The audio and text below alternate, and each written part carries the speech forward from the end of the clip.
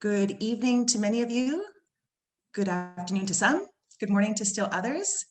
And much thanks to everyone for joining the webinar. It's just the top of the hour now, and I think we'll have a few people joining us as we get started. But in the interest of time, I'm going to begin the webinar now. I am Diana Mackay, and I'm with the Institute for Global Health and Development at Aga Khan University. And my role is to help get us started with a few comments to set the stage for the session. I'd like to remind everybody that we are recording the session, and we will make the recording available on our Institute's website within a week or two. And as we proceed, I will post the address for the Institute's website in the chat so everybody can see how to access that. Second, we have a number of people joining us today, and I'd like to suggest that we use the Zoom webinar features to their fullest. We have enabled the chat function, so I would encourage you all to introduce yourselves by name and organization in the chat. Note that you can send your chats both to the panelists or to all participants. So be sure to click on all participants as you're preparing to introduce yourself and your organization. Otherwise, only the panelists will be able to see your introduction. So again, please send your introductions to all participants. We also have enabled the question and answer function in the webinar today, and we would encourage you to pose questions that our moderator and our speakers might want to address during the course of the conversation that will follow the presentations. And I would encourage you as well to feel free to communicate with any of us by email, and I'll post our email addresses in the chat as the webinar progresses. The webinar is accredited by the Accreditation Council for Continuing Medical Education. And for those of you requesting it, an e-certificate can be provided after the session. To get us started, I would like to introduce Dr. Zulfikar Bhutta. Dr. Bhutta is the founding director of the Aga Khan University's Institute for Global Health and Development, and he is the co-director of the Sick Kids Center for Global Child Health in Toronto. Among his many distinctions during his remarkable career spanning issues of women and child health, nutrition, and other aspects of the health-related sustainable development goals, Dr. Bhutta is a member of the National Academy of Medicine, the highest academic and scientific platform in North America, and he's also been elected a Fellow of the Royal Society, the oldest science body in the UK. It's our pleasure to have him serving as our host and moderator today. Dr. Bhutta, over to you. Thank you very much, Diana, and good morning, good afternoon, good evening, ladies and gentlemen. Welcome to the fourth webinar in the series initiated by the Institute for Global Health and Development at AKU. I have the great privilege of overseeing some of that process. And I must say that this initiative by the university, which is actually barely a year old, less, was set up precisely for this purpose of focusing on issues, wicked problems that relate to more than health, that are related to multidisciplinary challenges that the world faces. And the four pillars of the Institute for Global Health and Development therefore reflect those issues: climate change and its various manifestations, issues that relate to environment and health, food security, nutrition, and the sustainable development goals broadly, with gender equity, issues of gender equality underpinning this. When we set up the Institute, little did we know at that time that the world would very soon fall into its greatest challenge that we faced for the last year with the pandemic. And if you look at what we have faced during the pandemic, many of those pillars and areas of work of the Institute become relevant.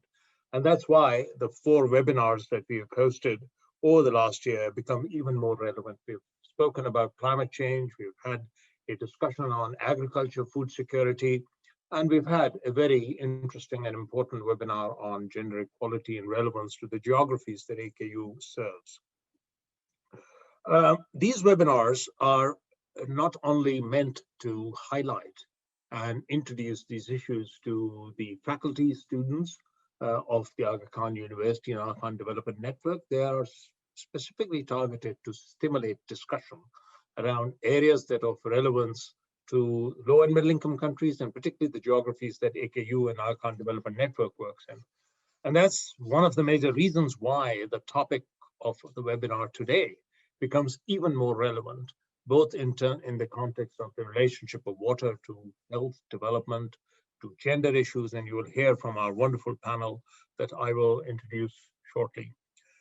But I'd like to start by thanking people who are attending today's webinar. I know everyone has probably 50 options in terms of webinars to attend any given week, but we are very grateful to many illustrious people, including the deans and the heads of various entities at AKU, Alcan Development Network, and people outside of the AKU family who have joined. And I see a number of names up there in our participants list. Let me, without further ado, proceed to introduce our provost, who has been the leading spirit behind many of the activities that we've undertaken in the Institute per se, Professor Carl Hammerheim. He joined AKU as the provost and its vice president academic a little over 3 years ago. His academic career has been fantastic, illustrious. He started his career as a grad student in Buffalo, and then he joined the University of Toronto as an assistant professor and rose through the ranks to become the chair of the Department of Geography and the graduate program in planning, and then became the dean of the Faculty of Arts and Sciences in 1997. Professor Hammerheim then joined the University of Alberta as its provost and vice president, and that's how he initiated at that time a lot of context and strategic relationships with Aga Khan University. But amongst his many achievements was also initiating a very close collaboration with China, and his work in China has been quite notable because he's not only been a member of the international review team of the Higher Education Evaluation Committee in China, but has also had professorships at the Beijing University and Zhejiang University. He's also had enormous experience with health management, and the government of Alberta engaged Dr. Hammerheim in 2015 to join Alberta Health and shepherded through a very complex process of reorganization. And he served as the Deputy Minister of Health in the government of Alberta. He is an officer cross of the Order of Merit from the Federal Republic of Germany, a rare honor, but I think amongst his many notable accolades has been the receipt of the Eagle Feather to celebrate the contribution to the role of traditional knowledge in the First Nations in the university program 2014. That's a very rare honor. So without further ado, Carl, the floor is yours. We'd be very grateful for your comments and for us to get started. Thank you.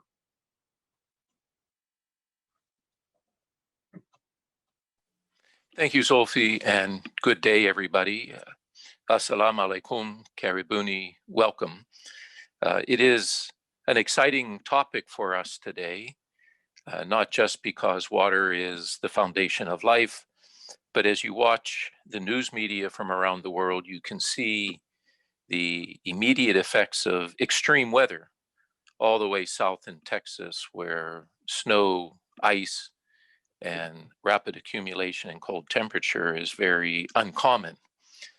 Pakistan represents a fantastic single country laboratory for all aspects of water in climate change, in health, from the far north, the roof of the world, where an overachieving winter season dominates, to the far south on the shores of the Indian Ocean, where such events are rare.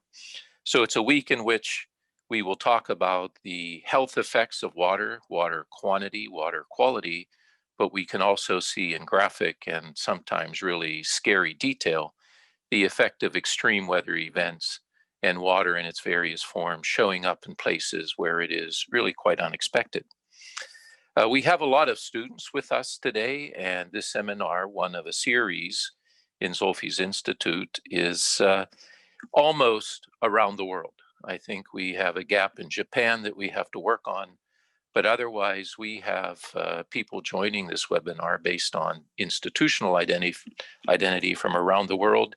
And we have colleagues from new partners in our global quest. You saw a chat from one of our new colleagues at Algoma University, Nairn Cameron has been working on some of these issues for some time. So thanks to Algoma University, which is leading discussions in water with Canada's Indigenous communities. We have many disciplines in our audience today, and the topic of water brings an inherently multidisciplinary and a transdisciplinary approach. These webinars are very important. We have learned a lot about webinars in the last 14 months, along with the rest of the world. While academic discourse remains an intensely people sport, so to speak, we have made tremendous progress, and we have learned that events using technology like the Zoom platforms allows people to come together frequently and with a level of intensity that we had not really experienced pre-pandemic, when we relied on very expensive airline tickets to move people around. So this is really very exciting, and it's a all-in intellectual experience with students, experts, policymakers. Everybody on the Zoom platform is equal in the eyes of Zoom, and it's a very strong step forward, I think, in global academic conversations. Our panelists today are already talking about new projects. There was a short discussion before we went live on an opportunity that one of our panelists is bringing to our attention. We are very excited to see increasing participation from people that we've known for a very long time, but are now coalescing around our institute. Colleagues from MIT, colleagues from the University of Waterloo in Canada. University of Waterloo led the development in Canada of experiential learning, co-op learning, internship learning, and experts from Waterloo in Canada continue to help the Canadian higher education system evolve. And Susan Elliott will bring her expertise to the AKU conversation in new and wonderful ways. Jim Westcoat, many of you know, but they will be introduced more formally later on. So many countries here. We will talk a lot about the extreme challenges facing Pakistan with the condition of the Indus River, but it's a story that can be repeated in many countries as major arterials that provide healthy, safe drinking water have become extraordinarily stressed. The boundary between the US and Canada, or US and Mexico, the debates about water all over the world are important for us. So with that, I hand things back to Zolfi to get us started. Thank you once again for coming, and please let us know if there's any way we can help you remain connected to our institute following this webinar. Thanks and good day. Thank you, Carl. And let's get going. It's my great privilege to introduce the three speakers to the audience, and I shall try and do this succinctly. And I know I will not be able to do justice to their written bios, which have been shared with all of you. So I'll be brief. Our first speaker today is Professor James Westcoat. Jim Westcoat has been the Aga Khan Professor Emeritus of Landscape Architecture at the Aga Khan Program for Islamic Architecture at the Massachusetts Institute of Technology, known as MIT. And that's around the time, about 10 years ago, when I first got to know of his position. He has also co-directed the Norman Leventhal Center for Advanced Urbanism. Before joining MIT, he has done a wide variety of things at various universities around landscape research, geographic theory, and water resources.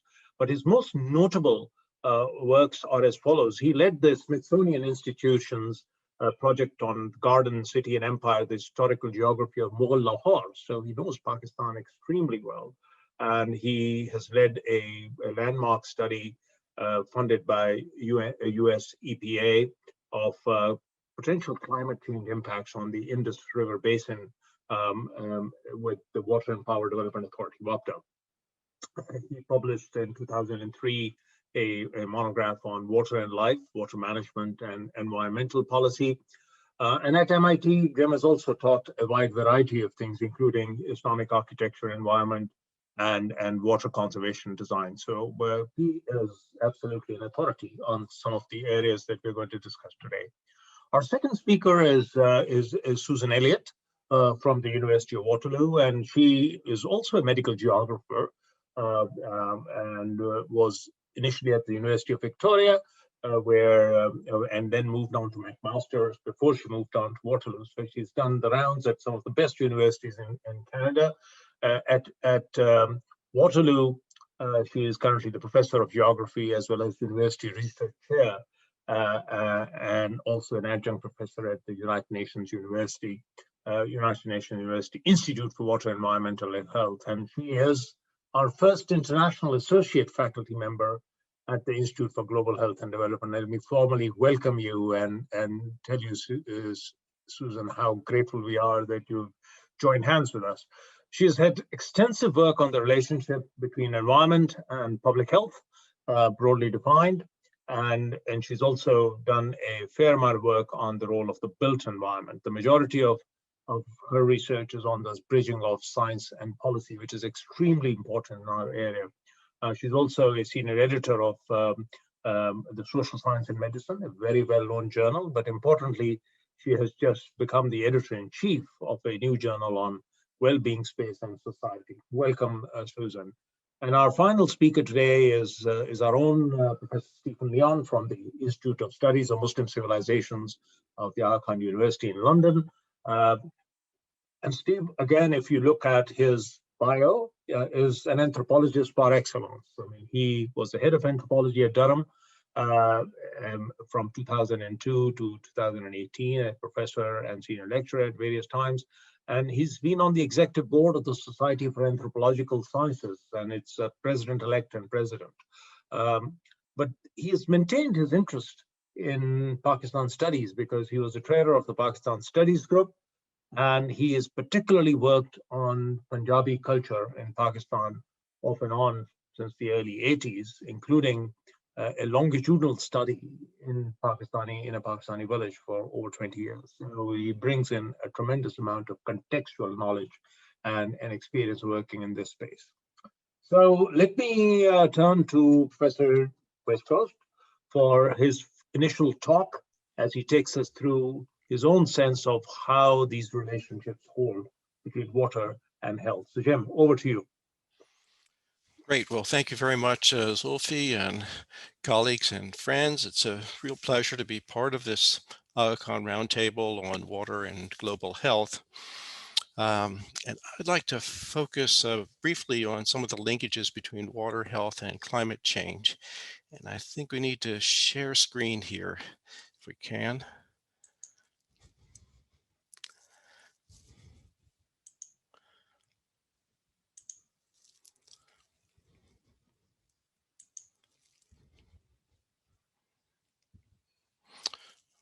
Okay, am I visible?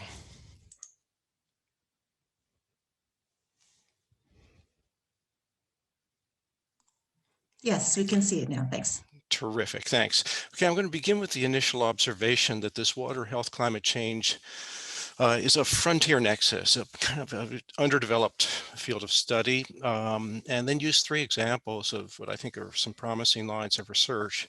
The first, we'll look at climate, water, and food modeling in the Indus River Basin in Pakistan. Second will be on some collaborative work with the Aga Khan Agency for Habitat on community and watershed scale planning for hazard mitigation. The third will cut across scales and look at environmental drainage problems, multiple scales and strategies for addressing their health impacts. The Venn diagram indicates these three fields. Each of them is very well developed. The intersections between any two also well developed, but the intersection of all three, I'll show in a moment, warrants a lot more research attention.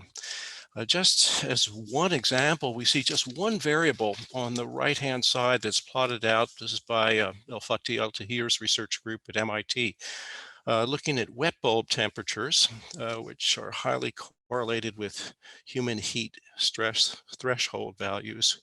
And we see that they're projected over the course of this century with climate change and warming to extend across much of the Indo-Gangetic plains and one of the most densely populated areas of the world.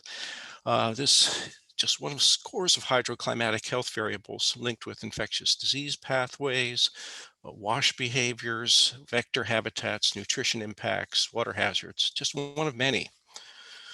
If we look at a table of bibliographic search results with the title words in leading science, engineering, medical, and multidisciplinary search indexes, the intersection of climate change, water, and health drops off dramatically. Now, this is an exaggeration because these are just a title search, but even with keywords, it would be less well developed than some other research nexi, particularly the water, energy, food nexus. This is a real model. It's developed quite dramatically over the past decade or two, but also the climate change, water, and food nexus, which is starting to develop and is relevant, particularly in the Indus context, as we'll show. Notwithstanding some of these call it limitations in the field, there is a lot to work with. AKU has produced a exciting new white paper on the topic. WHO has a quantitative risk assessment on some of the potential effects of climate change on health, uses some gridded population and data with gridded economic scenarios and climate scenarios to assess the mortality indices of some 6 health priorities: heat stress, diarrheal disease, dengue, malaria, and so on. One complexity, though, arises from the sheer diversity of different water-related health problems. The table on the right-hand side is an expanded classification of these diseases that builds upon David Bradley's pioneering research in drawers of water, a study in East Africa with geographer Gilbert White and sociologist Ann White in 1972. It distinguishes several different infectious disease routes or pathways. And Jamie Bartram and Hunter have expanded this. The 5 categories that they've identified are waterborne diseases, which have historically focused on infectious disease. They've added to that ingestion of toxic chemicals and nutrient minerals. A somewhat new adapted category are water access related diseases. These include the previous category of water wash diseases, skin and eye types of infections, but added to that hydration related illnesses and injuries and effects of even violence on water health. Water-based diseases are those in which pathogens have some of their life cycle in aquatic hosts. The water-related vectors are including the water-biting and breeding vectors that have different water habitat preferences that occur in rural and urban environments. And another new category is this engineered water system related diseases, which includes aerosol related inhalation and other types of infections and diseases associated with more built and engineered environments. Now, this expansion of the classical approach to water-related disease is a major contribution, but it's important to consider whether it needs to be expanded further to include, for example, the effects of nutrition deficiencies, hydroclimatic hazards, and settlement drainage types of problems. And I'll give a quick example of each of those additional types of problems now. If we take the Indus River Basin, shown on the left here, it faces the full range of water, climate, and health hazards. It supports the largest contiguously irrigated area of the world and a rapidly growing food insecure population. In such contexts, one needs to add food to this water, climate change, and health. So we have a 4-fold nexus rather than a 3-fold one, in part because agricultural crops and vegetation generally are the largest consumptive use of water worldwide. Secondly, food modeling is already included in many of the Indus Basin models and other river basin models. And that capability enables one in principle to extend the models to start to consider some of the nutrition impacts and health impacts of hydroclimatic change. Now, in preparation for this talk, I contacted several of the major river basin modeling teams for the Indus that are listed here on the right and was involved in 2 of these studies. And in most instances to date, the health impacts of climate change in the Indus are mentioned and discussed qualitatively, but have not been modeled. At the bottom of the list, however, is a promising partial exception where the World Bank and IFPRI in their Pakistan Getting More for Water from Water report used a CGE model and social accounting matrix framework to generate food production and consumption scenarios. It's highly aggregated at the provincial scale, but if disaggregated and coupled with some other health types of databases and systems of the sort that AKU colleagues have worked with, we could start to look at some of these connections between Indus Basin modeling, nutrition, and health. Big problem, however, is the spatial mismatch in the data system. So climate data is occurring in one set of spatial units. The irrigation data is collected by zones, which consist of commands, distributaries, and watercourses. None of them line up with any of the local government data collected for agricultural and food products by districts, health data, water infrastructure and sanitation types of interventions at the Union Council level. So there's a major challenge here with spatial data integration. Can be addressed. It would be exciting to do that, but a necessary condition to make these Nexus connections stronger in the Indus Basin context. Okay, if that's at the large scale, what happens if we scale way down to the community-based types of analysis of these water, climate, and health problems? For that, I'd like to offer an example, a second example that is comes from collaboration with the Aga Khan Agency for Habitat in Tajikistan, where villages faced a full array of waterborne, water-related, and water vector diseases. They also face some significant hydroclimatic uncertainties. A village located downstream at the junction of 2 rivers here will depend upon a glacier upslope here, the variability of which in snow and ice melt scenarios is highly uncertain. It's an ungauged basin. How does one plan for that? That's one fundamental question. But additionally, when we look at this right-hand set of plots, these are all really, excellent data that ACA has collected at the household level, which look at the different exposures to frequencies and magnitudes of different natural hazards. And here they are: avalanche, floods, flash floods, rockfall, bank erosion, debris flow, mudslides, landslides, and underflooding. And these are things that the villagers in particular are extremely worried about. Each of these hazards is triggered in part by changes in moisture conditions and thus by climate change. So how can these complex correlated hazards of very different frequencies, different physical mechanisms be addressed in integrated ways? I think there's exciting work in multi-hazard assessment techniques these days that can help answer or address that question. But additionally, I'd like to emphasize the role of planning and design. And here on the left-hand side, you see a very rigorous community-based planning process that the ACA team has developed to assess the community-based concerns and preferences and start to consider some of the possibilities there. And this highlighted circle here starts to introduce the contributions that designers can make and physical planners can make to this process by starting to help imagine different spatial alternatives, village location and configuration adjustments that can reduce the potential health effects of hydroclimatic hazards of the sort that are then graphically depicted on the right-hand side.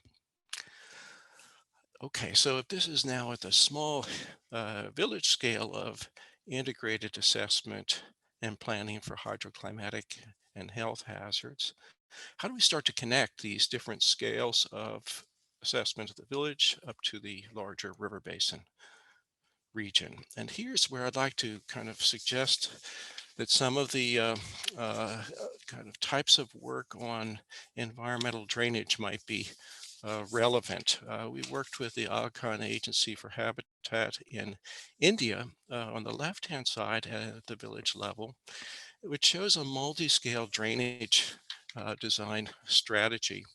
Drainage is going to be an increasing problem from a health standpoint as both with increased precipitation, increasing household water supplies are going to be coupled with sewage water management.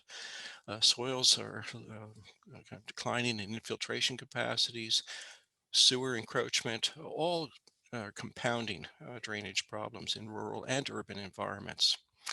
And these increase waterborne, water-based, and water-related vector diseases. On the right-hand side, we start to scale up from the individual village to, this is a assessment of some 1,800 villages in Pune district in Maharashtra, India, and start to assess their water and sanitation conditions and peri-urbanizing regions of that district to help prioritize some of the potential village interventions. We call this at this kind of scaling up from gur, house, gully, lane, gao, which is the village, and then the nala, which is of course where all the bad problems wind up. So as we look at this kind of scaling across regions, it also is going to be possible to kind of start to look at how urban and rural drainage is coupled with agricultural drainage problems, waterlogging, salinity problems in large basins like the Indus, and start to make connections from the very smallest to the very largest scales. Well, these are just 3 examples, and I'd kind of return to the beginning here with the sense that this really is an exciting yet frontier nexus. There are exciting and important types of research possibilities to consider for the future, and I'll welcome any questions or comments that colleagues may have after my friends complete their presentations in a moment. And that's what I had to share this morning, and thank you very much. Thank you very much, Jim, and thank you for that great overview. We now turn to our second presenter, and I've already introduced Professor Susan Elliott. Susan, the floor is yours to share your thoughts and views on the topic. Thank you so much. And thank you so much to Jim for setting the stage for me so very well. I'm just in the process of sharing my screen here, and I will make that full size. So many overlaps. I'm just so excited to follow you, Jim. So I want to talk a little bit about water and global health. And my tagline that I often use when I'm writing, when I'm speaking, is 3 through 6 via 5. What this implies, firstly, is the intersectionality of the Sustainable Development Goals, the SDGs. What it also implies is the transdisciplinarity of the approach to address the global water crisis, that we need different kinds of sciences and different kinds of scientists to address this problem. We often say that the world has problems, universities have departments, and somehow we need to break down those silos and bring us together. What it also implies is the quintessentially gendered nature of SDG 6, right? The water and sanitation goal with respect to the provision of safe water and adequate sanitation And from a transdisciplinary perspective, that means that health is more than simply the absence of disease, right? And that the gendered nature of WASH is more than the fact that women spend more than 2 million hours every year fetching water. So Jim talked about the Bradley classification of disease, which was great, and the enhancement of that by Jamie Bartram and colleagues. This is the original. And of course, we talk, I know, so I won't spend a lot of time on this because Jim already did, but we talk about waterborne diseases, outbreaks related to water quality. And cholera is a very good example of this. That still exists in many parts of the world where consumption of contaminated water means that, we get sick and sometimes people die. And it's a very unpleasant way to die, but it's also the topic of one of the most romantic books that's ever been written, Love in the Time of Cholera.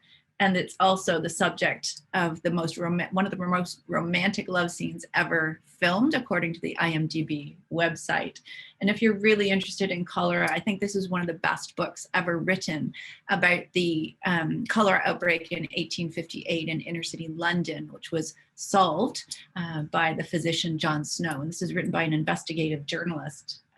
So if you want to learn more about that, it's a great place to go. Water wash diseases are when there's not enough water to wash, literally, and personal hygiene is compromised. And here we talk about skin and eye infections, diarrhea, and so on. But I wanted to focus in on this situation of jiggers, which is a flea that burrows underneath the skin, which doesn't even make the list of neglected tropical diseases. And it has huge impacts on the quality of life. I mean, it's very rare that someone would die from this, but you can see tremendous malformation of hands and feet particularly.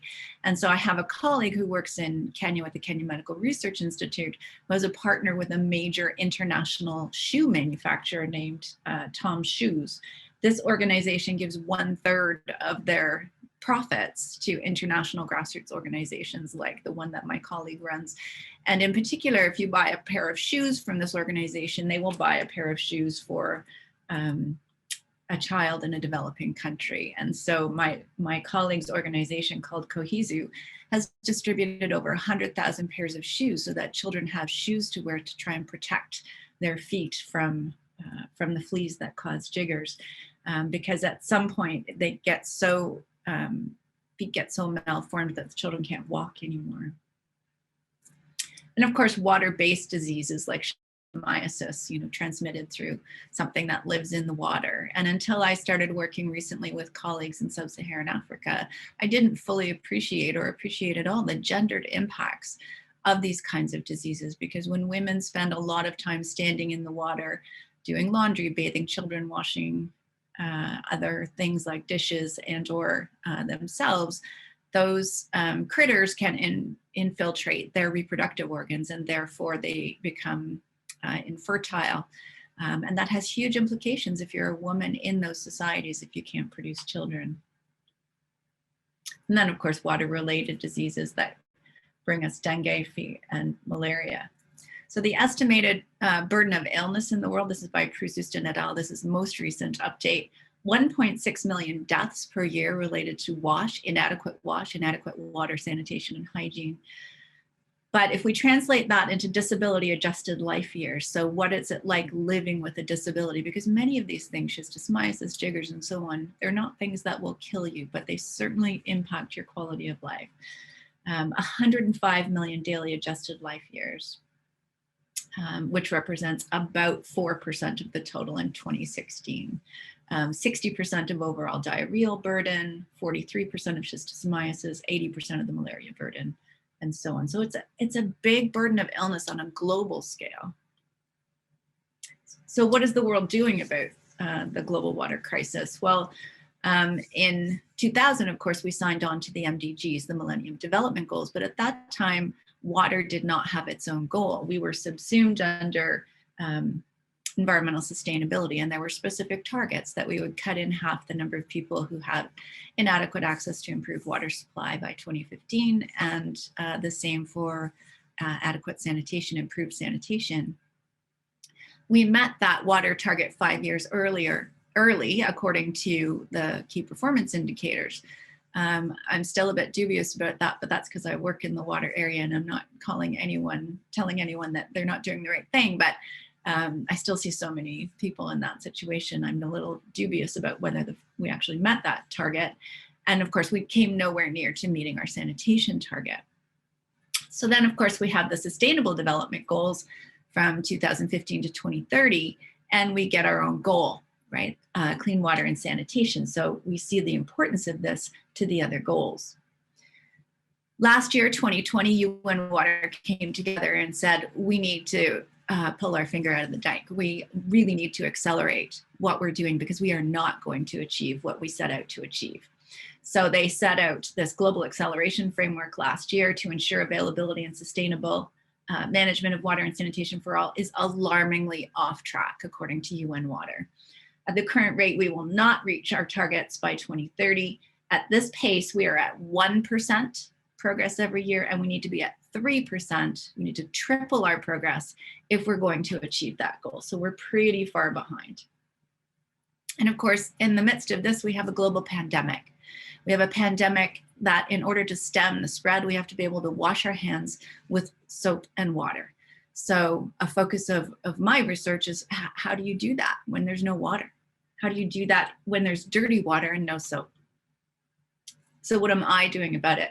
The focus of my research is really water health and well-being. Sometimes I think it might be water, well-being, and health. Because I'm not sure at this point whether water leads to health and therefore well-being, or water leads to well-being and therefore health. But what it does is unpacks for me the broad nature of what health means, because it could be psychosocial health. We've done work in sub-Saharan Africa on the psychosocial health impacts of not having access to safe water and sanitation, the stigma associated with that, the worry and anxiety. Impacts on well-being. Well-being is its own concept now that we're trying to operationalize and measure, and we're not quite sure how to do that yet. And in fact, as Sophie said, we've just started this new journal on well-being, space, and society because there's not really even any venue to publish work where we're trying to define and operationalize these things. Water is an issue of dignity. The communities that I work with in sub-Saharan Africa are often communities of seniors and communities of young girls. And so without access to safe water and sanitation, that has huge impacts on dignity and therefore well-being. A really strong focus on gender because, as I said at the outset, water is quintessentially a gendered issue. And this leads to a research focus on violence. And that's part of the expanded classification of water diseases that Bertram and colleagues produced, because we know that violence is a huge issue for women in their search for water and safe and adequate sanitation options. We know those things because of the stories that women tell other women. There's very, very little research in this area. We have also done some work on issues around social capital, and Jim pointed to this, where we need communities to come together to work on these problems together, but sometimes there isn't the social capital that we need to be able to do those things. So we've worked in sub-Saharan Africa administering the World Bank Social Capital Assessment Tool, and then attempted to build social capital so that communities could resolve these issues themselves. And the final issue is around empowerment.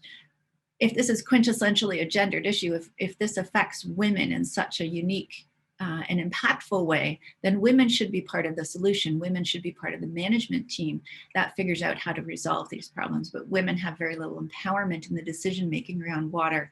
Two of my young colleagues from Queen's University and from the Stockholm Environment Institute have actually developed a gender empowerment index in the context of WASH, and they've piloted that in Ghana and Burkina Faso and are working to pilot that in other countries as well. It's not just what we do, it's how we do it. So I'm a member of and part of the leadership team for what's called the Canadian Coalition for Global Health Research. And several years ago, the coalition developed these principles for doing global health research, all based on the foundation of equity. This is a recent publication in our journal in Social Science and Medicine that explicates the importance of these principles in the context of global health research. And in fact, our National Granting Council in Canada, the Canadian Institutes for Health Research, have now moved to recommending these principles for any research that involves global health, and are in the process of mandating those principles going forward for every institute in CIHR. And these principles, as I said, are founded on a foundation of equity, but explicate things like shared benefits. So as researchers, when we go in, we want to make sure that we're not just getting papers and graduating graduate students. We also want to make sure that we are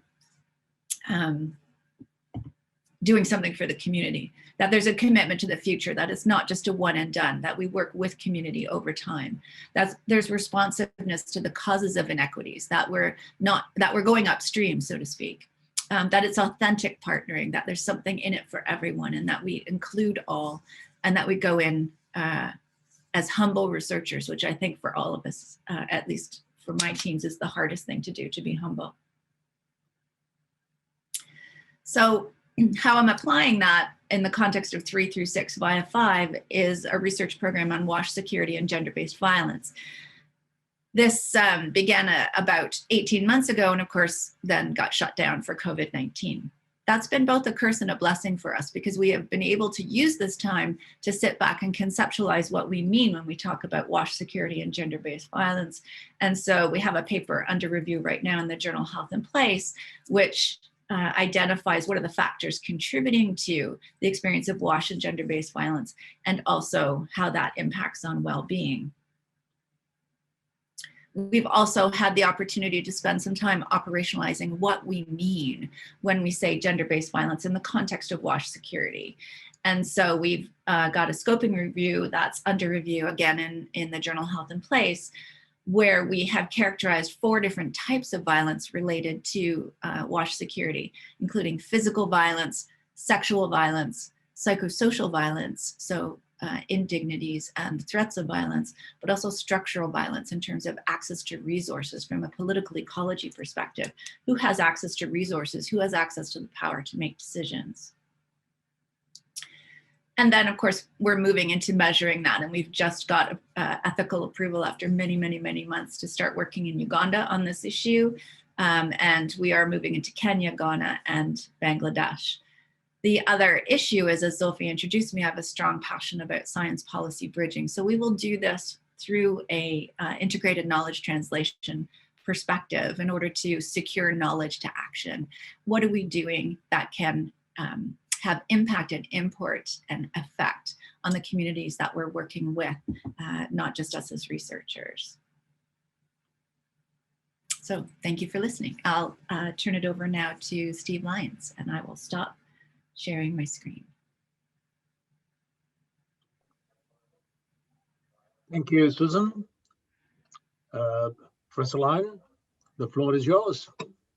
Thank you very much. Let me just pull up my screen. And hopefully that is going to behave. I can get at the, there it is. Okay.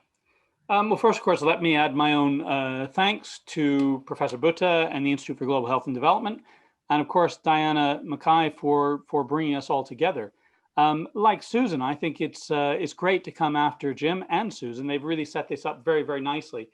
My own interests are really primarily in conflict and conflict management rather than water per se, but I suspect that's the way most people probably get into the water question, is they come from something else and they realize this is extraordinarily important.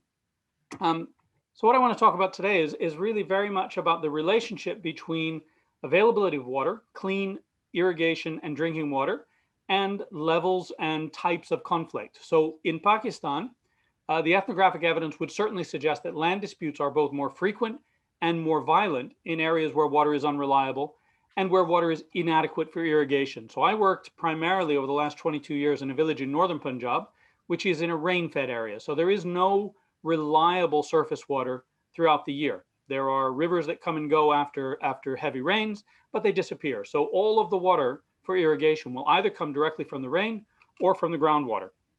And 30 years ago, there were hardly any tube wells for irrigation. The wells were all for people's drinking water. In the last 30 to 40 years, we started to see more of that kind of tube well irrigation wells. So what we wind up with is clean, reliable drinking water for irrigation that is still inadequate for the purposes. I think it goes without saying that clean and reliable water is crucial for communities. You can't have a village, you can't have a community without that reliable water. And that finally, managing water is a collective job. That when we have fragmented and individualized water management, it results in really quite erratic resource depletion. And this is, of course, what we see in the rain-fed areas of Punjab, is that people are dropping tube wells left, right, and center without control, and there is no overarching management structure, or at least not one that's very effective. And so we wind up with a groundwater table that is sinking rather alarmingly. Now, reliability of water impacts also the type of land usage and ownership. So when I did my study 22 years ago in a village, in a rain-fed village, over the years, I have also worked in other parts of Pakistan, and I have read, of course, the ethnographic accounts of other parts of Punjab, and I've discovered that in areas where you have trustworthy canals, such as the picture here on the right, you get different kinds of land ownership patterns, and you get different types of disputes. So land accumulation and conflict certainly go hand in hand, and they are related to the availability of water and the ease of access of water. So both the availability of water and the ease of access are good predictors of the frequency and scale of conflict on the ground. Now, it goes without saying that managing any natural resource can be tricky, but water is particularly challenged to manage. And I think in rain-fed areas, it is even tougher. So I've got two pictures here. This is from outside the village where I have been doing my work for the last 22 odd years. And you'll see that there are great areas which are really not arable. It would be very difficult to cultivate them, not because the soil might not be suitable, but because there is no way to get water there. And you'll see in the distance of one of these pictures, picture on the left, that they do carve out little patches of land and they cultivate it, but that's at great expense. It's quite a labor-intensive and resource-intensive task. The picture on the right is one of my friends who tried to introduce drip feed irrigation. Now, controlling and protecting that kind of infrastructural investment is not a trivial job. So my friend who has this drip feed irrigation, he has to leave guards on his fields 24 hours a day. So he has had to build little houses next to the fields where he's had the drip feed irrigation to protect those tubes, those hoses from being stolen. His first round of drip feed irrigation all disappeared within 24 hours. If it wasn't guarded round the clock, it would disappear. So there is enormous competition over not only the water itself, but all of the infrastructure for delivering the water. And that makes it a much more conflicting, kind of tense situation. Now, as Zulfikar says, as Professor Butta says, I've been working in the same village for 22 years. I started working in this village really to look at the agriculture and the politics around agriculture. And I very quickly became interested in the way people manage conflict. And early on, I was told that there are only three things that people fight over, and that's women, gold, and land. So in Punjabi, you'd say Zanzar Zameen. The Zanzar Zameen is the source of all conflict. But of course, when you start talking about the land that people conflict over, water is never far from the issue. That water is connected actually to all of these, but particularly land without water is much less valuable. People don't want to fight over it so much. They will still fight over it because all land is potentially worth fighting over. But the land with water is where you put your most ferocious and most intensive battles. So I want to now do a little comparison between a canal irrigated village in South Punjab or Central Punjab and the rain-fed area that I've been working in for the last 22 years. So I did some work with DFID and IMI, International Water Management Institute, some years back. And we did a social network analysis of the land ownership cooperation around land parcels. We compared that from this canal irrigated village with the work that I've been doing in the rain-fed village, where I've also done a kind of social network analysis of conflict management. So this is cooperation around land disputes. That's the primary source that I'm looking for cooperation.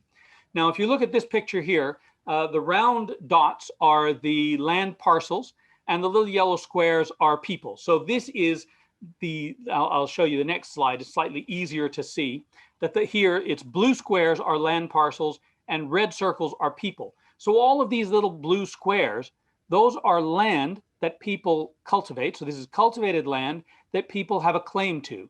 and these are legitimate claims. So you see that there are not that many people who make a claim to each parcel of land. Some of these parcels of land only have one legitimate claimant. Now that's telling. It says, A, there's quite a lot of land parcel that is under cultivation that can actually be irrigated, and there are not so many people with legitimate claims for each of those land parcels, which means the land has been distributed, it's been fragmented, it's been broken up, but it doesn't form the sort of core of a dispute over that land. And so if we look at the irrigation partnerships where people actually cooperate, you see lots of little clusters. And of course, there are the canal boards where people have to cooperate at a larger level, but at the level of the village, people conducting kind of informal cooperation to manage their irrigation, you see lots of this. There's lots of evidence of cooperation to facilitate more efficient, better usage of the water, of the canal water. Now, of course, having said that, we mustn't put on our naive rose-tinted spectacles. I was reading in the paper just the other day that this very village where this work was done, there have been several people who've just been busted for water theft. So even where there is good, reliable, clean canal water, there will still be disputes. There will still be some conflicts. But in this village, and in the villages of let me give a shout out to one of my former PhD students, Aurangzeb Moghul, who did a study in southern Punjab. One of the things that's striking is there is not so much of the open, violent conflict. So you don't have the kind of armed people going around fighting over their land disputes. There is still dispute, but the violence is at a different scale. So if I contrast that with a rain-fed irrigated village, so this is a village I've worked in for many years, and there are roughly 10 large landowners. You see here, there are all the yellow squares are the people, they are the landowners, and the blue squares, the blue circles are the large land tracts that are cultivated. So you see here that all of these people make claims to pretty much all the land. So the land conflicts are more or less constant. They are a chronic fact of life, that people are disputing over land. Now, greater than 90% of the land, here we've got the same people with slightly different representation. This represents a little bit over 90% of the arable land in this rain-fed area. And so you see the way I've drawn this network, this sociogram, the land parcels that are closer to the people, so the blue circles that are closer to the yellow squares, are where the claim is stronger, is more legitimate, and there's more frequent kind of relationship to that land. And so you see that some of those land parcels are actually a little bit distant from all of them. That's typically land encroachment from neighboring villages. So the landlords that I work with, they do regularly try their hand at what's called a qabza. They sort of take control of something. If you can take control of it and keep it long enough, then it's yours and you can pass it on to your kids. The problem is that the next generation, someone will try and take it back from them. You can only keep it really as long as you have a legitimate claim and enough force to hang on to it. I'm not going to comment on the picture on the right, but it's simply yet more of that infrastructure for drip feed irrigation, and just a reminder of how difficult it is to work in a rain-fed area if you're a farmer. So now I have a rain-fed conflict partners. Remember I showed you the sociogram before of partnership. So all of the cooperation that's going on in those little clusters in the canal colonies. Well, here are those same 10 large landowners from that village. And you see, these are the kind of cooperative network partnerships they've had in their land disputes. So you see that the ones on the bottom, the Chaudhry 14, A14 or A13 to A16, A17, those are one faction in the village that largely cooperated in their land disputes against the Chaudhry 18, 19, and 20. And you see there are these kind of factional divisions within the village, which I think is characteristic of most Punjabi villages, probably characteristic of most English villages too, if we're honest. But what we see here is that there is an awful lot of cooperation around land disputes, that everyone is involved. And the problem is, or I don't know if this is a problem, but the feature of it is that most of these people, if not all of them, have a legitimate claim to the land. Because one of the things that happens when you have this unreliable water source is that if you're a small farmer, if you don't have enough land to survive a drought, you drop off. You have to give your land, you have to sell your land to the bigger farmers. So the guys who survive with large land tracts, actually, they claim all the land. They are descended from people who used to own it all. And little by little, generation by generation, you get more and more people dropping off. They sell their land to somebody else, but the person who is the cousin to the person who's bought it says, well, no, actually that land was always my grandfather's, so you didn't have the right to sell it to him. You had to sell it back to me because that's my land. So you wind up with quite a high level of chronic conflict. Now that chronic conflict is not out of control. I think that's what I've spent the last 22 years studying, is how does this constant rhetoric of violence, particularly over land that has access to water, how does this get managed? How is it that Punjabi peasants are not constantly embroiled in violent conflict and being killed all the time? And the fact is they are not. Punjabi villages are not sort of hotbeds of people killing each other over land. So there is something going on. Now we see this in the ethnographic record across South Asia, that kinship is an important mechanism for managing conflict. So way back in the 1950s, Edmund Leach wrote a classic ethnography about Sri Lanka, in which he looked at the marriage networks and the kinship lineages and how they were used not only to manage conflict, but principally to manage rights to water. That if you married into the right family, you would get irrigation rights. And that was one of the ways of heading off conflict at the start. So my own work has looked at the marriage networks and the lineage networks, particularly for resource management and for conflict diffusion. So how do you control conflict? Well, one of the ways you do it is you marry the conflicting partners together. So whatever conflict they have, it can't turn into a blood feud. It gets controlled within a kind of kinship group. And so what I have seen in this village, neighboring villages, and indeed in other parts of Punjab, is that marriage is used strategically to make sure that the violence doesn't get out of hand, and that marriages also, those marriage networks and lineage networks, are a mechanism for enforcing cooperation over things like water. I'm going to finish with a last story just to suggest how difficult and onerous this thing can be to manage. A very good friend of mine had a field where there was a reliable tube well about 500 meters away on his relative's land. This is a close relative. He hated that close relative. He refused to negotiate any cooperation with his relative on that tube well. Instead, he paid a fortune to run 2 kilometers worth of pipe from his reliable tube well to that field to irrigate his fields. Now, the conflict between those two is making the water management virtually impossible in this rain-fed area. So this is why I say this has got to be a collective job, where the canal colonies actually have this advantage because they have the canal boards, because they have an infrastructure that does not belong to any one person. They must all cooperate, they must all feed in, and if they don't, there is a kind of a state agent that will step in, and Jim will tell us it's not as efficient as it should be, but it is more efficient than the rain-fed kind of free-for-all that we find in the Barani northern areas of Punjab. And with that, I will stop and say thank you very much for your time. And like Jim and Susan, I welcome any questions or comments. Thank you. Fantastic. Thank you ever so much. And if I could ask our panelists to kindly turn their videos on, and we move, and you've left us just sufficient time as planned for the Q&A. So may I also request the participants to send in your questions through the Q&A option. And if you do send it through chat, make sure that you also paste it in the Q&A so that we can get it. And while we are collating these questions, maybe I can start with all three of you to maybe say something more about the relationship of water and conflict. And we've spoken about, Steve, conflict in the context of local influences. But the biggest challenge from just a global perspective, water in the subcontinent, is the potential ramification of the Indus Basin Treaty or Indus Water Treaty, which is under threat every year, and the potential of really conflict at scale between states. And I'm not just talking about India versus Pakistan. As you can see, Bangladesh has had its fair share of problems also with water supply from India.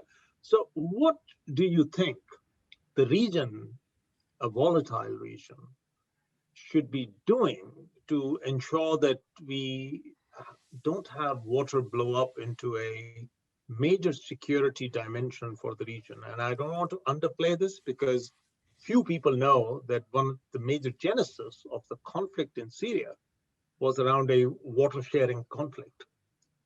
Darfur was around sharing of underwater resources. So the relationship between water and insecurity in the big sense is quite well established. So maybe let me ask you turn by turn. So maybe start with you, Steve.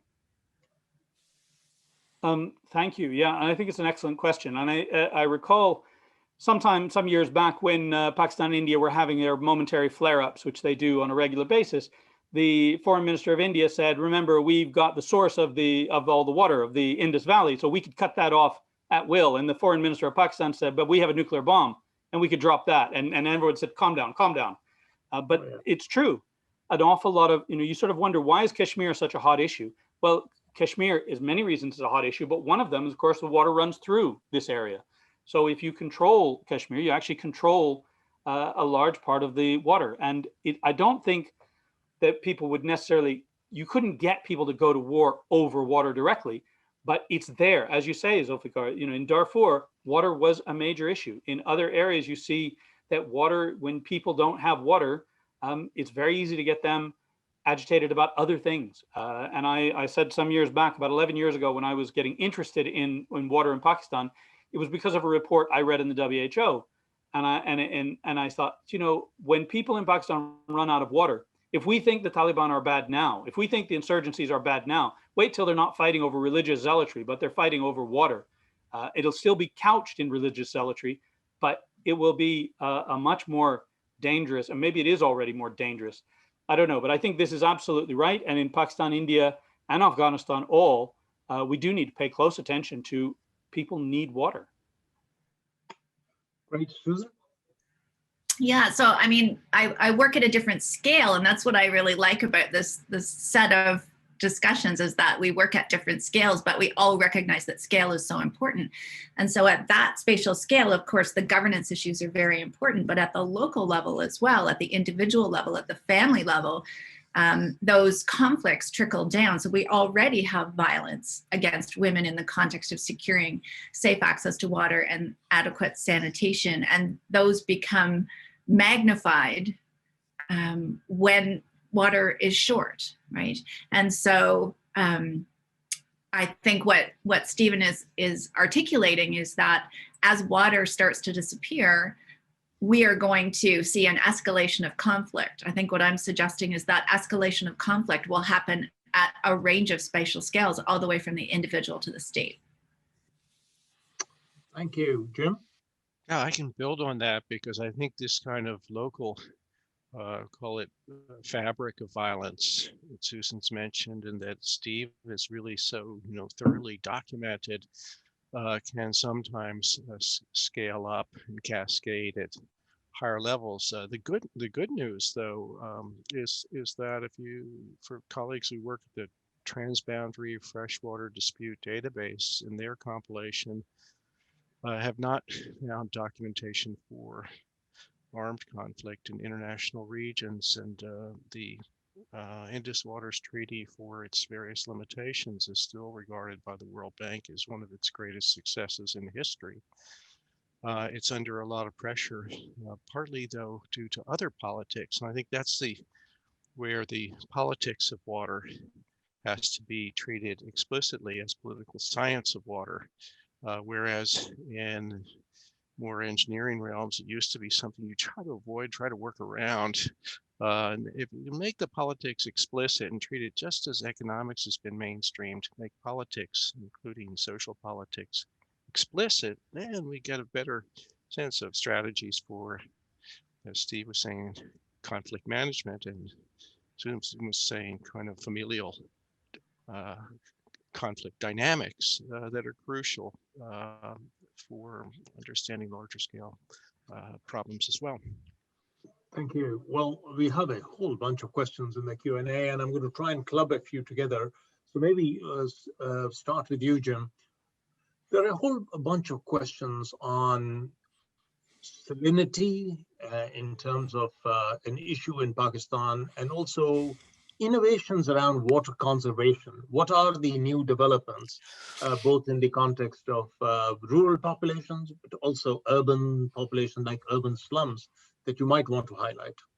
I can't be more excited about this because right now you've got this kind of experiments underway, Punjab, but also elsewhere on it's kind of adapting or coming out of crop intensification strategies. So it started out with the system of rice intensification, but now going to other crops, and LUMS has some work in this field as well, which is kind of promises to transform all of the production functions for irrigated crops, where if you manage, and I saw one question concerns soil health, if one takes the health of soils seriously, then some of the production will be increasing in yields dramatically with fewer inputs. So imagine right now we tend to model things and we add more inputs to get more outputs. But imagine if you have a situation where you're reducing the water and reducing fertilizer applications, but through improved soil health,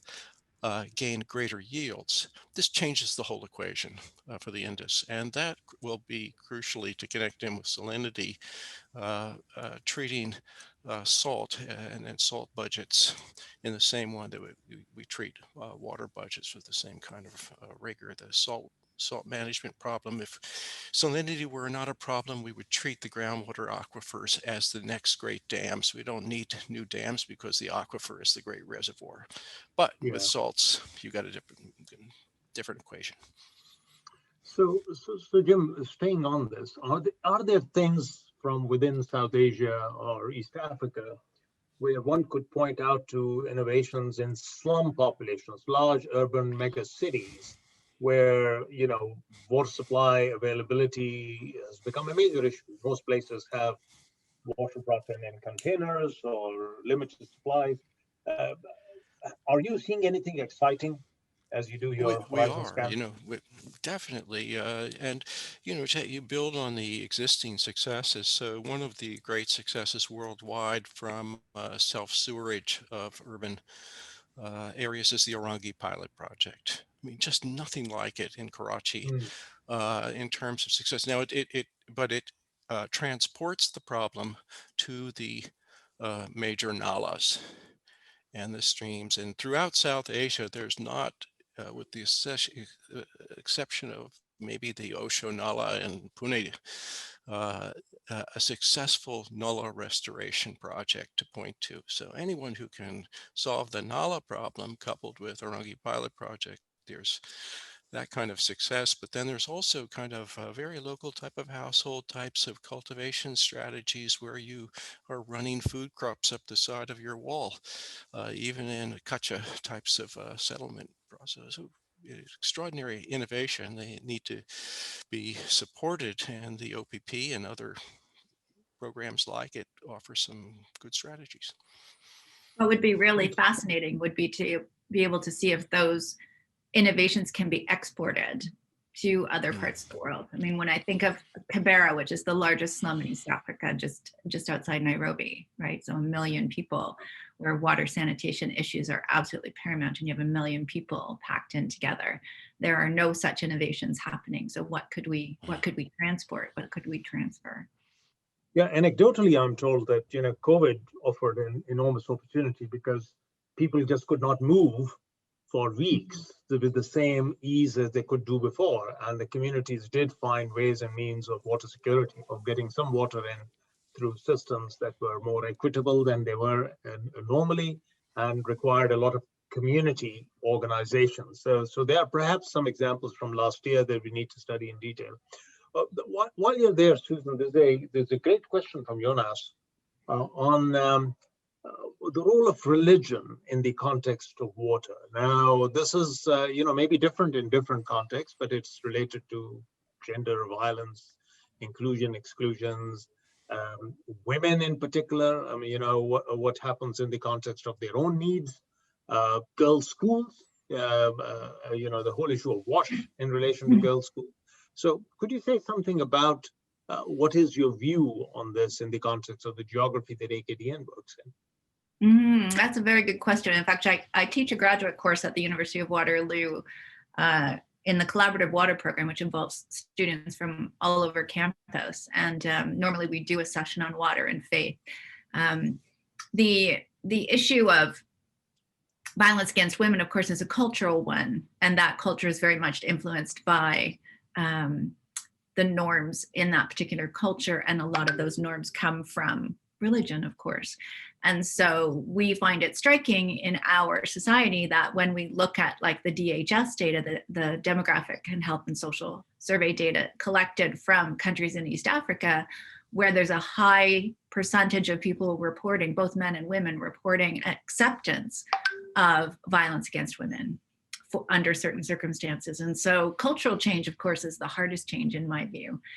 Technology and innovation are absolutely amazing, and we can engineer lots and lots of things, but it's very difficult to engineer cultural change.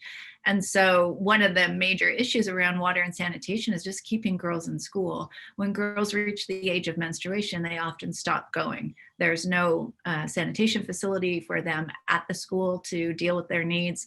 If girls don't have water at home, they're often bullied or made fun of because there's an odor about them or their clothes are stained. And I will never forget standing in an elementary school in Ghana where the headmaster pointed to a grove of coconut trees and said, that's where the adult men wait for the little girls when they need to go and relieve themselves during the day. If we can keep girls in school, that's one of the first things that we can do to empower them so that they can become the people who make the decisions about their own access to water. Thank you. Steve, there are a group of questions here, which I think I'm going to pass on to you. One is on the very important role of social constructs, community cohesion around decision-making, whether it's related to water supply and sharing, or it's related to issues like preventing deforestation and some of the underlying determinants of change over time. What does your study or research in this space tell us? Are there some communal, social factors that we could take heart from? Yes, I think there are. I think it's a really good question, and it's a very interesting thing to think about. One of the things we see across Punjab is around shrines, these local shrines, not the big shrines that are tied to the big Chishti or something, but the little local village shrines. Those sheikh, those pir, those babas, they like trees. And so around every shrine, you see a lot of trees, and people are reluctant to go chop down trees in the vicinity of a shrine because, I mean, in the area that I work, there's one that's on top of a mountain. Babaji is there, and Babaji likes his mountain. He likes his trees. So people leave it alone. And that seems to have power. Now, it also goes hand in hand with enforcement. There are other people who are there beating people who dare to try and cut down a tree, but they have the legitimacy, they have the authority to police this. Whereas in other areas, it's much harder. It would be much harder. Whereas a shrine does provide some of that kind of communal ideology that around a shrine, you have to have a lot of trees.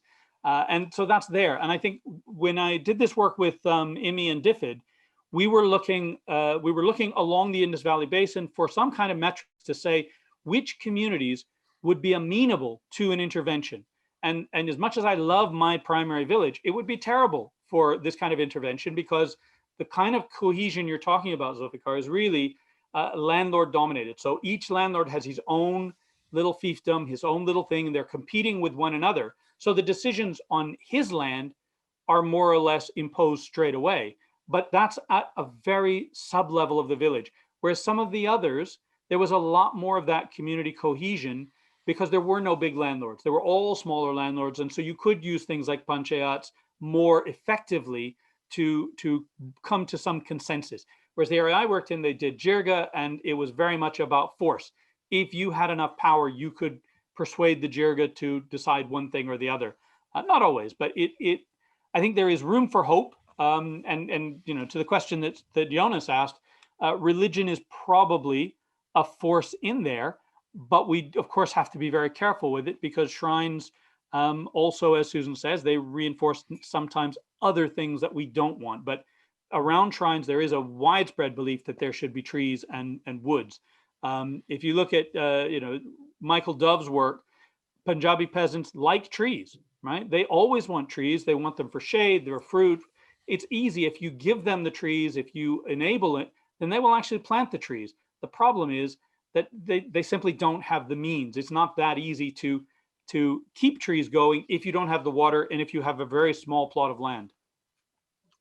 Fantastic. And you know, of course, community engagement around this is not just in the context of water, it is also around or prevention of deforestation. It's also around sanitation, and you know, and there's some really exciting opportunities there.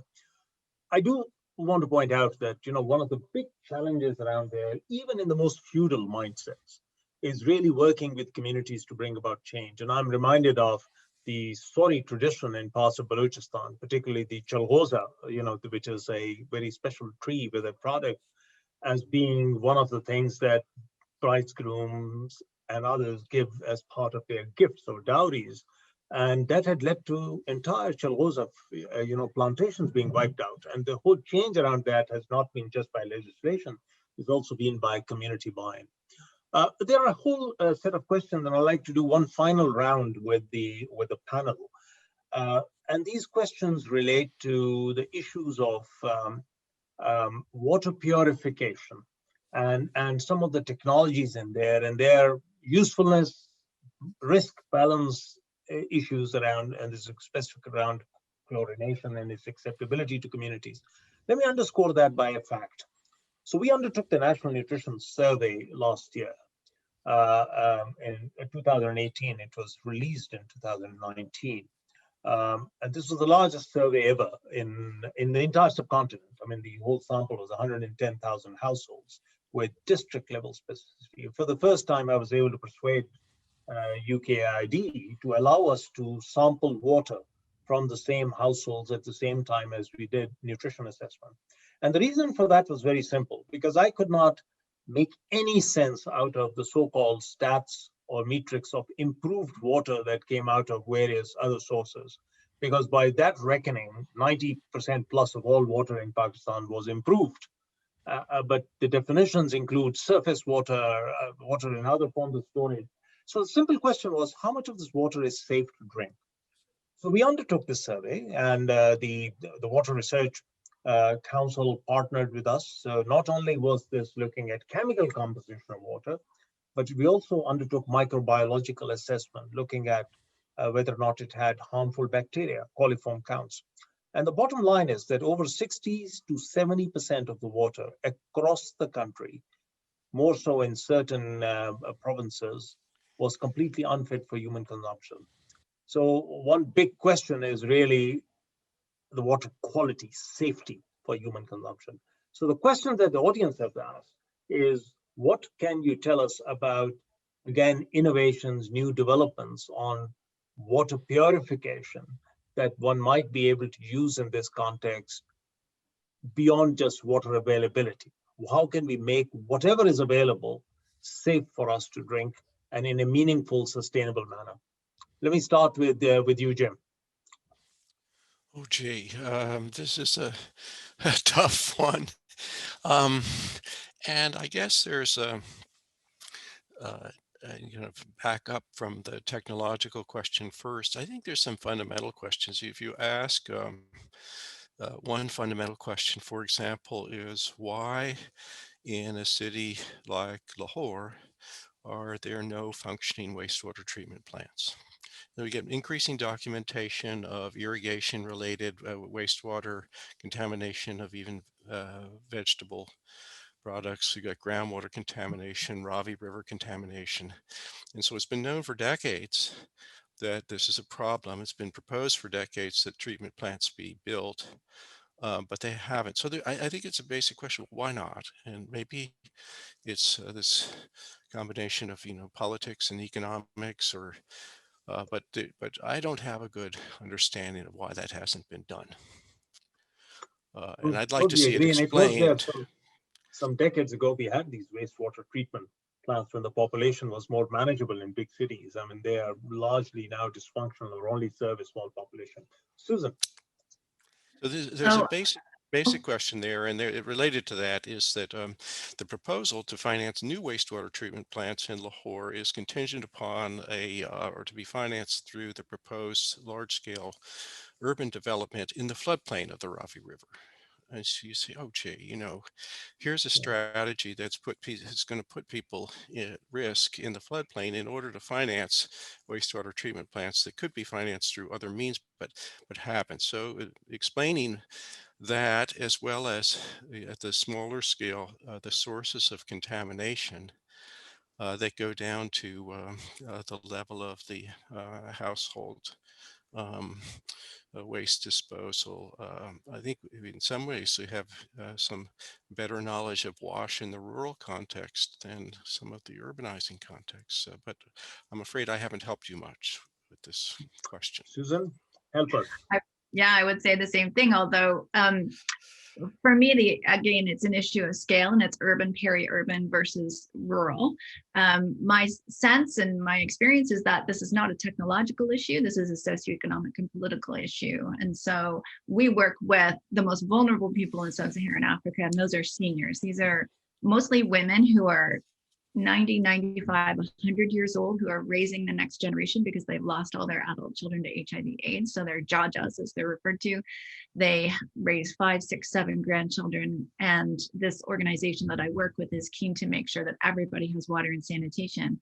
It costs about $1,500 to ensure that they have a water tank with a purifier and a latrine. It's not a lot of money.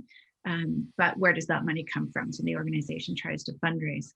In the urban context, in major cities in Kampala, it's very easy to bribe somebody to get a wastewater treatment certificate if you're building an office building or an apartment building. There was a situation that I studied there where somebody just kept going to water person after water person until somebody agreed to take the bribe and give them a water treatment certificate for a new apartment building, and they caused a cholera outbreak because what was going down the toilet was coming right back in the taps. So it's not a technological issue. It's a political issue, an economic issue, a social issue. And part of the issue, I think, is still this ongoing debate about, do we privatize water or not privatize water? Because when water companies are privatized, you know, it's the most vulnerable who suffer. Witness the outbreak of COVID-19 in the United States of America, which touts itself as, you know, the best country in the world, where there were 90 cities in that country who had to pass legislation to force privatized water companies to turn water back on to poor households who had been cut off because they couldn't pay their water bill, but they had to wash their hands to stem the spread of COVID-19. That's a tremendous, tremendous example. And it brings to mind exactly the role of water companies when things go south and wrong. And it's the story of what happened in Flint Yes, in particular. exactly. With, you know, so if the audience don't know what it is, they should read about this in terms of water contamination in Flint. Yes, Steve, and it's a standard public health issue. If you're not safe, I'm not safe, right? I need everyone else to be safe so that I can be safe and healthy. Steve, final word to you, my friend. Thank you very much. Yeah, I think I will have a better answer for this in a year's time, because I see some of my colleagues on the call. Jeff Tan, Anna Grieser, and Matt Birkinshaw and I are working with Karakoram International University and ACA in Gilgit-Baltistan to look at the WASEP schemes, these water and sanitation schemes, which are community managed water schemes that deliver clean and safe water. We're looking at the drinking water, but there's also a sanitation side. And we're trying to figure out, can this be scaled to urban areas? The jury's still out. We haven't finalized it, but you know, I think there are many things we can learn from this about how we could apply. And ultimately, I think Jim is right. Lahore and Karachi have got to be cracked. If we don't get Lahore and Karachi safe drinking water, then actually we're in severe trouble across the country, because that is where so many people live. And that's where so much of the economic activity in the country happens. So it is vital we figure it out. And I think studying these rural areas that have worked, figuring out what can be scaled up to bring the communities in, because Susan is 100% right. This is a sociological problem, socioeconomic problem. This is about management. The technical side, I think we can fix, but the social side, we still need to work on. Thank you. Yeah, but we also need a good idea of what the social approaches and solutions are. So I will take Jamila's last question as part of my concluding remarks. to say that we may not have had hundreds of people on this webinar, but we have had some very engaged people and some probing questions. So I want to thank all the audience. I want to thank in particular our panel for taking us through this extremely interesting and vital project.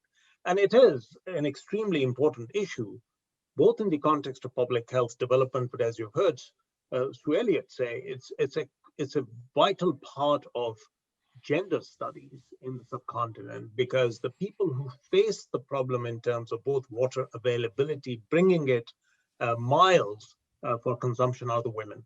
The girls who suffer because they have to drop out of school because there's no running water or no safe toilet are the girls. And this therefore has implications in terms of social development, in terms of human development, which go way beyond the narrow scope of water for health or water for well-being. There are also things that the Institute for Global Health and Development can do. As many of you know, we are a very active knowledge synthesis and translation group. And we have groups that work on various things like both systematic and scoping reviews, and also evaluations across continents. So we have teams working in North America, in Pakistan, Central Asia, and also now in East Africa. So I think what this field, just given the scale and scope of the questions, could benefit from is a lot more in-depth probing on some of the knowledge and innovations that are emerging from the discipline that people may not have ready access to. A couple of years ago, my team did a global review of water sanitation hygiene interventions, but a very narrow point of use purification or bedside or household level purification, not at the level or the scale that Jim was talking about. I mean, what is the evidence out there that you could do things at scale, at population levels, in metropolitan populations that would make a difference? So that's something that we may take on as an institute itself. And we would definitely keep you all, our wonderful panelists and collaborators, in the loop, and also to people in the audience who've been listening. If these are areas of interest of yours, by all means, get in touch with us, because that's precisely what the institutional platform does from the AKU perspective. The Institute for Global Health and Development was set up principally to promote scholarship in this space. So I want to close by, again, thanking everybody for participating and pointing out that we will be meeting again soon. On the 9th of March, we hope to have a webinar on COVID-19 and Sustainable Development Goals. What are the implications? And we'll have a keynote as none other than Professor Jeffrey Sachs from the Sustainable Development Solutions Network and Columbia University as our keynote speaker, and a group of panelists that would be very important contributors to this space from both the public and private sectors. So I would like to invite you to that. Watch out for further information in this regards. And if you have any questions or any feedback, kindly let Diana Mackay and I know. And we thank you once again for your participation today. All the best. Diana, any final words? That's it. Thank you very much, everybody. Great to have your participation. Join us on our website. There's a vehicle there for you to sign up to receive communications from us. So thanks, Steve, Jim, Susan. Thank you, Zulfi. Bye-bye. Pleasure. Thank you.